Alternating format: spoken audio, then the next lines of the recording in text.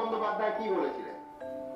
যদি ভবের কাস্তে হাতুড়ি ছেড়ে পদ্ম নিয়ে প্রচার করে আবার সিপিএম এর অনুন্নয়নের সন্ত্রাসের কালো দিনগুলো পূর্ব বর্ধমান জেলায় ফিরিয়ে আনবে, 4 তারিখে রবীন্দ্রসঙ্গীতের সাথে গ্রামে একটু করে ডিজেও বাজবে। তৈরি থেকো। Good afternoon everyone. ঘড়িতে এখন দুপুর 1টা বাজে। আমি জেনারেলি সকালবেলা থেকেই ব্লগ স্টার্ট করি, আজকে দুপুরবেলা থেকে ব্লগটা স্টার্ট করছি।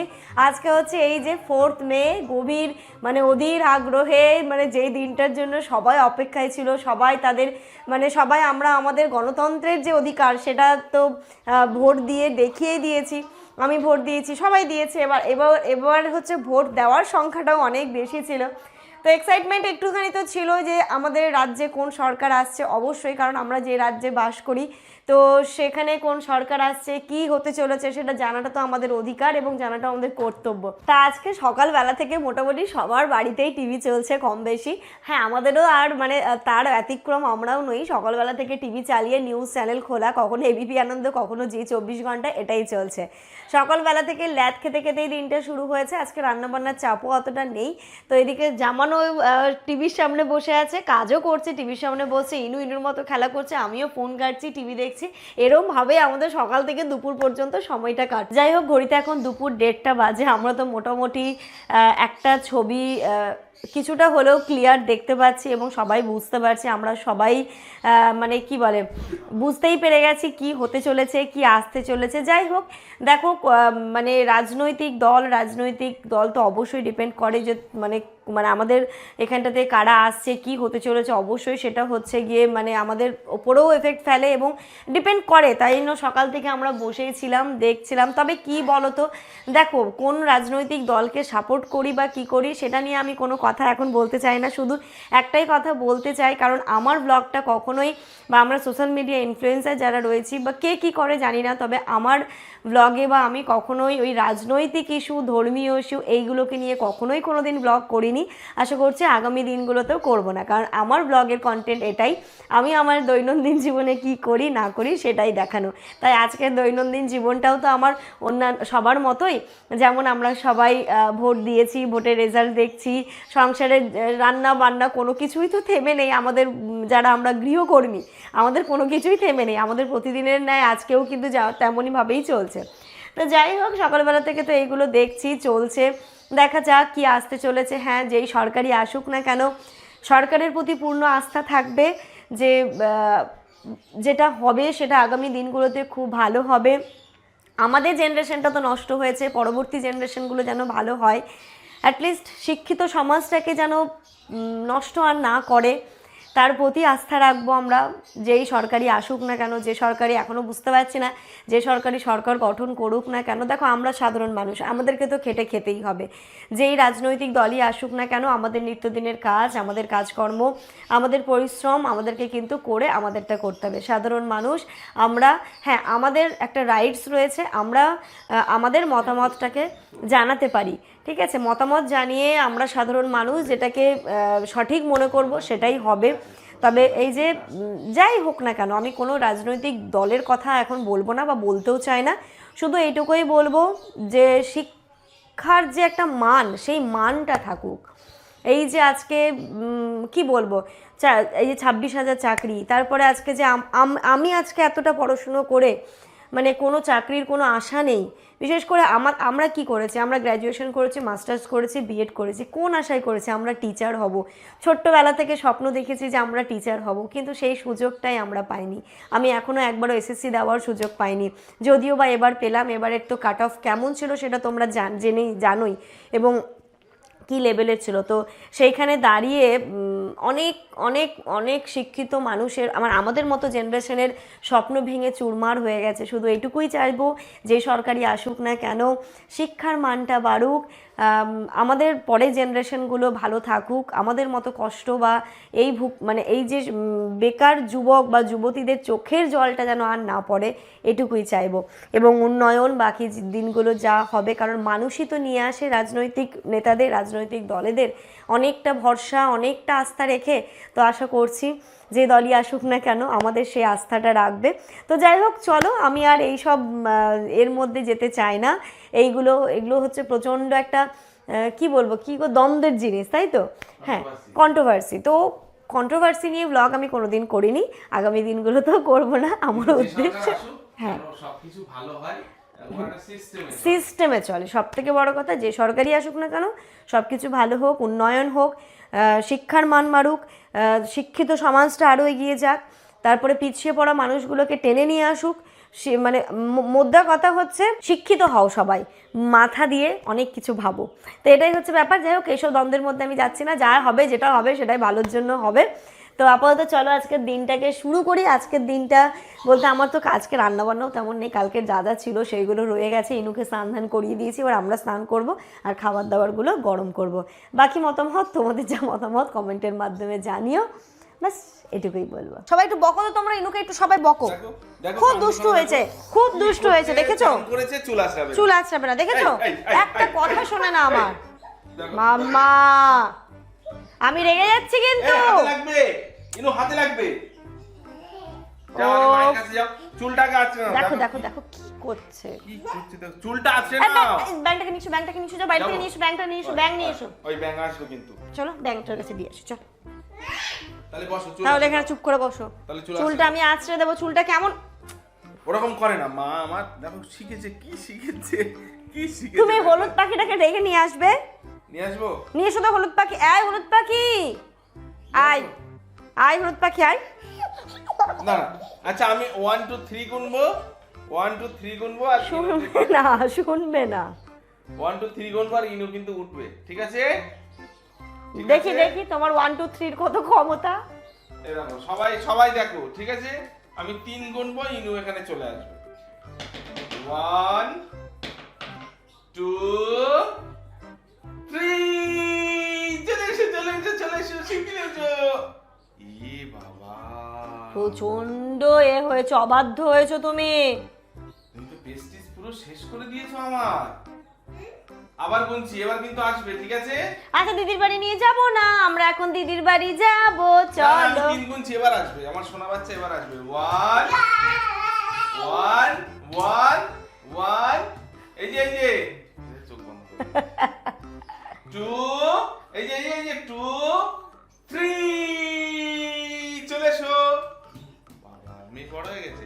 ভাবো মানে তুমি, আমি ওকে কি বলবো, আমি কোনো কিছুতে না ভয় পাই, না ব্যাং না হলুদ পাখি। এতদিনে তবুও এই জিনিসগুলোতে ভয় পেতো, এখন সেই ভয়টাও ও পায় না। এই দেখো ও বলছে 2 3, মানে তুমি যাও ওর কাছে। থাক চলো চলো, আমরা ঘুরতে যাব। না আমি তোমাকে নিয়ে যাবো। চলে গেলাম, চলো মা থাকো। তাহলে চুলটা আছে নাও, তাহলে চলো বলো মা আমাকে চুলটা আছে দাও, বলো বলো মা আমাকে প্লিজ চুলটাকে আছড়ে দাও। চলো চলো চলো কেউ তোমরা ইনায়াকে ভালো বলবে না। চলো চলো। কেন যাচ্ছিস কেন? হ্যাঁ না যেতে হবে না, না যেতে হবে না। গুডু হ্যাঁ পোলাও খাবে। তাহলে চুলটা আছড়ে না, পোলাও খাওয়াবো। না না তাড়াতাড়ি না, তাড়াতাড়ি। পোলাও কি রান্না হয়েছে আজকে? হ্যাঁ দেখেছো, মানে কি বলবো, আমার কিছু বলার নেই।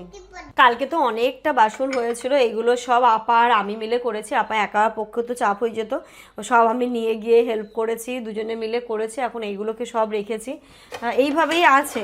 একটুখানি জল ঝরে কাচের জিনিসগুলো মুছে মুছে তুলে দেবো। আর বাকি এইগুলো এখন আপাতত যেটা করব, ফ্রিজ থেকে খাবার দাবারগুলো বের করব, একটু গরম করব, বাচ্চাটাকে আগে খাওয়াবো। আমার বাচ্চাটা চারিদিকে আমার থালা বাসনের ছড়াছড়ি। পরির প্লেটগুলো কোথায় রেখেছে?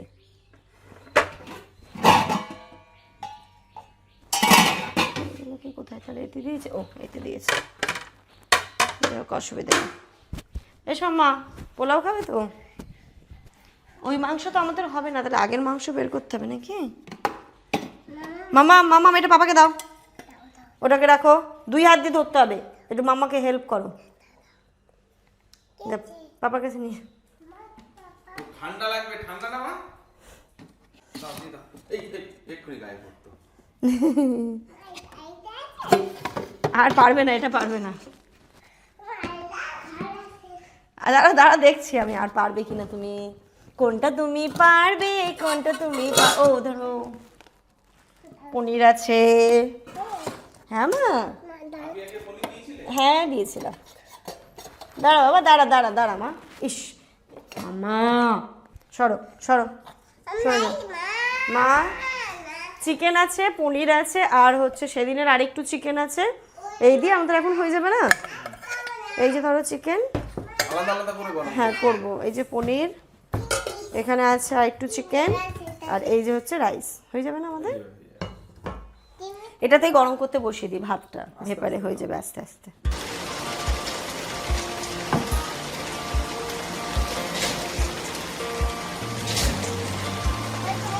আমরা যদি এই পোয়েমটা পড়ি তাহলে এক্ষুনি বৃষ্টি কমে যাবে আর আমরা আফি দিদি বাড়ি যেতে পারবো, জানো? বলো, rain rain go away, come again, another day, another day, little Inu wants to play. আবার বলো, rain rain go away, come again, another day, little Inu, বলো little Inu wants to play. আচ্ছা তুমি এবার টুইঙ্কেল টুইঙ্কেলটা বলো তো মা, কেমন পারো? তারপর how I wonder, তারপর up above the world so high, like a diamond in the sky. আর জনি জনিটা কত? জনি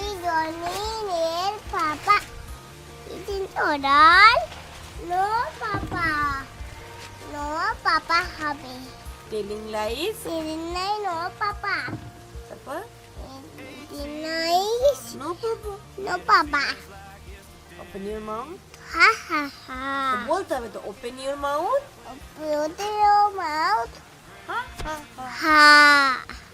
মামার বাড়ি ভারী মজা, খেতে যায় না, কিল চর নাই। হ্যাঁ, আর ওই যে কি বলে, দোল দোল, তারপর তারপর এই ঠান্ডা আইসক্রিম খাবে, আবার কাশি হচ্ছে। এবার দোল দোলটা বলে দাও, তারপর দিচ্ছি, বলো।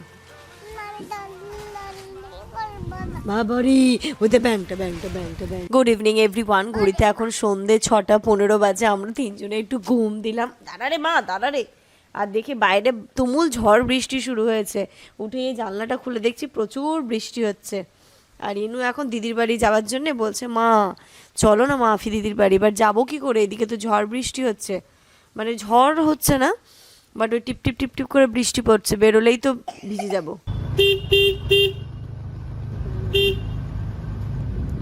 কি করছো? ভয় পেয়ে গেছো মাম্মা তুমি? হ্যাঁ দিদি, দিদি এটা কে? কি মা, এটা কে? বাবা বাবা রে, এবার মুখ খোলো। কি হয়, ভয় পেয়ে গেছে? বাবা রে, ভয় পেয়ে চিৎকার করে উঠেছে। আর একটু হলে কেঁদেই ফেলতো, কেঁদেই ফেলেছিল। ওরে বাবা রে। পড়ো পড়ো, তুমি পড়ো মাম্মা। দিদি পড়িয়ে দাও, দিদি পড়িয়ে দাও, দিদি পড়িয়ে দাও। কিছু হবে না, কিছু হবে না, দেখো আমি পড়ছি। আরে বাবা কিছু হবে না, পড়ো একটু।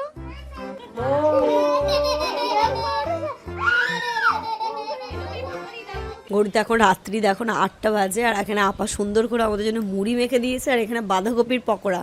ও দেখো বাঁধাকপির ওটাই নিয়েছে। আগে মুড়িটা খাও মা, মুড়িটা খুব টেস্টি হয়েছে, খেয়ে দেখো, অনেক কিছু দিয়ে মাখানো হয়েছে। দিদির সাথে দেখা করে আনন্দ, ঠিক আছে? সকালবেলা থেকে বলছে মা দিদির কাছে যাব, দিদির কাছে যাব। খুশি তো? চলো আবার কালকে, হ্যাঁ ঠিক আছে। একটু একটু করে প্রতিদিন। ওর জুতোটা নিয়ে নাও না, আর জুতো পরাবো না। হ্যাঁ কি মা? হ্যাঁ আবার কালকে, হ্যাঁ আবার কালকে। হ্যাঁ মা কাল মেডিসিন খেয়েছি। ঠিক আছে, দিদির জন্য মেডিসিন কিনে আছি। রাত্রি এখন 10:30 বাজে, আমরা তো চলে এসেছি। এখন যেটা করব, দুপুরবেলা তো ওইগুলো দিয়েই হয়ে গেছিলো, আর এখন আমি এই যে চাল আর ডাল, যেটা হচ্ছে ইনুর আর জামানের এবং আমার তিনজনেরই ভীষণ প্রিয় খাবার, চাল ডালটা সেদ্ধ করব, কারণ কালকেও হেভি খাওয়া হয়েছিল, আজকেও দুপুরবেলা হয়েছে। তো যেমন বললো কি এটাই করো, এতে আমি কিচ্ছু দিই না, একদম মানে আমাদের যে খাসা চাল সেটা, আর হচ্ছে এর মধ্যে মুসুর ডাল, আজকে আলুও আর দেবো না, যেমন বলছে আলু দিতে হবে না, অল্প একটু লবণ দেবো আর খাবার সময় অল্প একটু ঘি দিয়ে দেবো, ব্যাস। এটাই কিন্তু খুব ভালোভাবে খাওয়াও হয়ে যায় আমাদের, খেতেও খুব ভালো লাগে আর খুব পছন্দ করে অ্যাকচুয়ালি ইনায়া খায়। এটা হতেও বেশিক্ষণ সময় লাগে না, আমি জাস্ট ধুয়ে দিয়ে গ্যাসটা অন করে ওইদিকে যেতে না যেতেই দেখবে আমার এদিকে ডিনারটা রেডি হয়ে যাবে। এই দেখো, এটার মধ্যে আমি জল দিয়ে দিলাম পরিমাণ মতো, আর দিয়ে দিলাম অল্প পরিমাণে লবণ, না তেল না হলুদ, কোনো কিছু যায় না।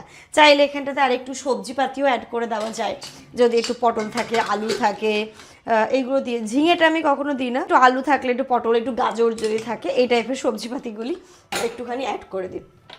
চলো এটা জ্বালিয়ে দিই, আমার হয়ে যাবে। রাত্রি এখন প্রায় 11:45 বাজে। তো এতক্ষণে সবাই আমরা রেজাল্ট তো পেয়েই গেছি, এবং এটা কিন্তু পুরোটাই স্পষ্ট।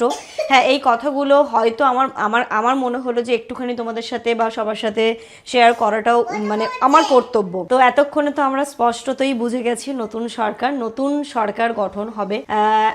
আমি মানে সিপিএম সরকার থেকে টিএমসি সরকার এসেছিল, তখন আমি ভোটারও হইনি।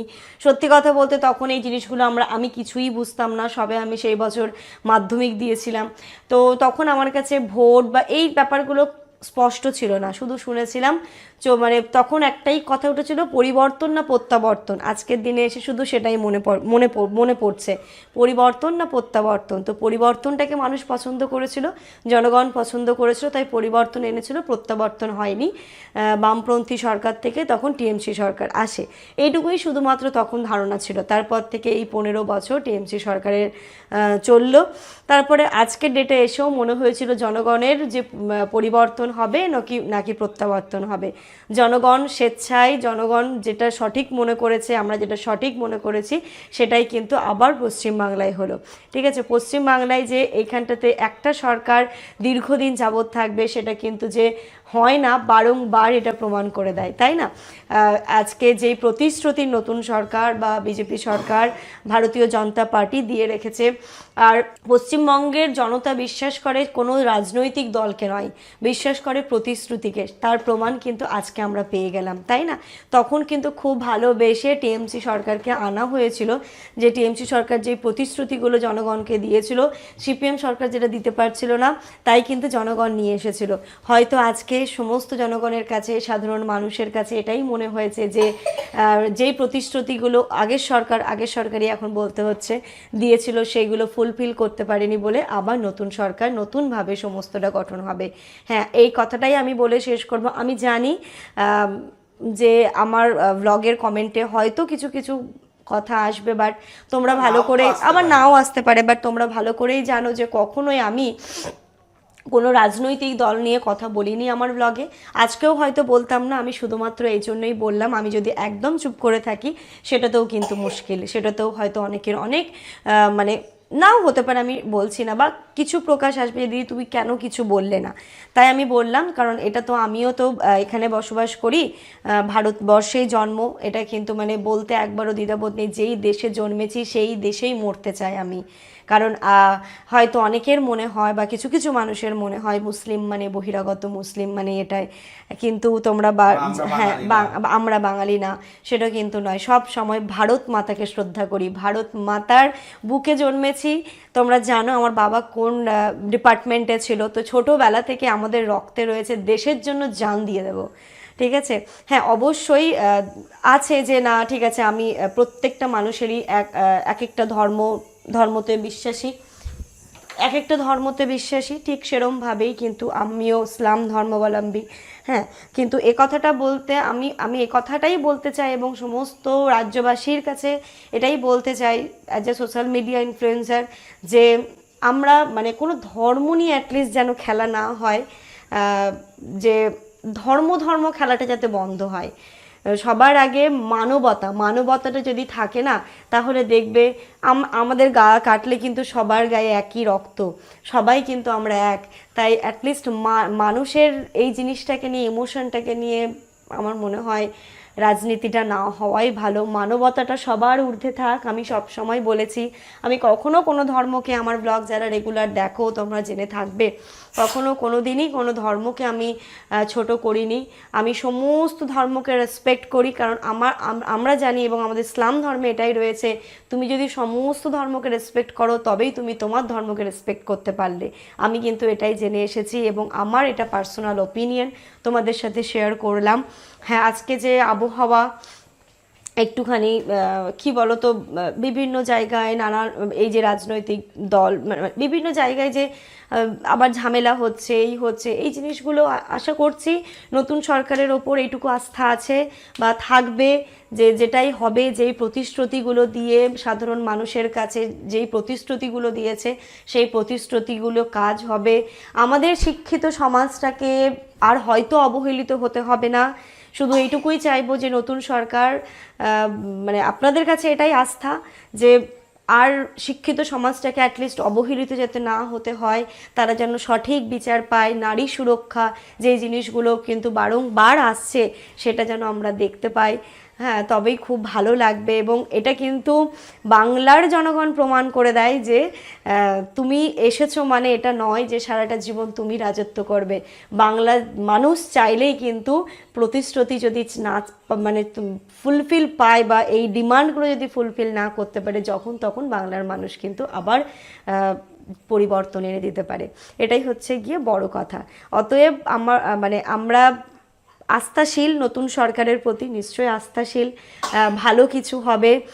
আগামী দিনগুলো আমরা আশার আলো, যে আশার আলোটা দেখছি সেই জিনিসটা দেখতে পারবো।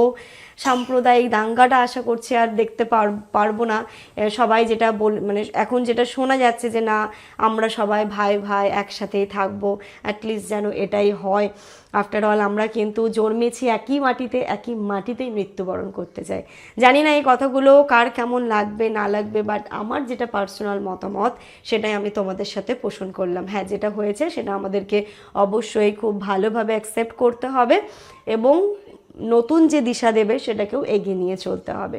আমরা আশাবাদী যে খুব ভালো হবে এবং আগামী দিনগুলো আমাদের ভালো হতে চলেছে। অতএব আস্থা রাখো, ভরসা রাখো।